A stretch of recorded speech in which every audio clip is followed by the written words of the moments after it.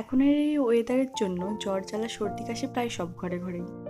তো ছোটোবেলায় দেখতাম যখন আমাদের সর্দি কাশি হতো, গলা ব্যথা হতো, মা কিছু ঘরোয়া টোটকা দিয়েই আমাদেরকে সুস্থ করে তুলত। কিছুটা পিপুল, সেটাকে শুকনো কড়ায় ভালো করে গরম করে নিয়ে গুঁড়ো করে নিত, তার সাথে 1 চামচ মধু দিয়ে চেটে চেটে খাইয়ে দিত। এই পিপুলটা আমরা দশকর্মার ভাণ্ডার থেকেই পেয়ে যেতে পারি। তার সাথে দিত 1 চামচ মধু, অর্ধেক লেবু, 1 কাপ গরম জলে। তো এটা খেয়ে সত্যি বলতে আমরা অনেকটাই উপকার পেতাম। আজকের দিনে দাঁড়িয়ে যেটা রিয়েলাইজ করেছি, এই ঘরোয়া টোটকাগুলোই অনেক উপকারী। আমি আজও দাঁড়িয়ে এই টোটকাগুলোই ফলো করে থাকি, তাই সেটাই আজকে তোমাদের সঙ্গে আমি শেয়ার করে নিলাম। তোমরা একবার বাড়িতে এটা ট্রাই করে দেখতে পারো, আশা করি উপকার পাবে।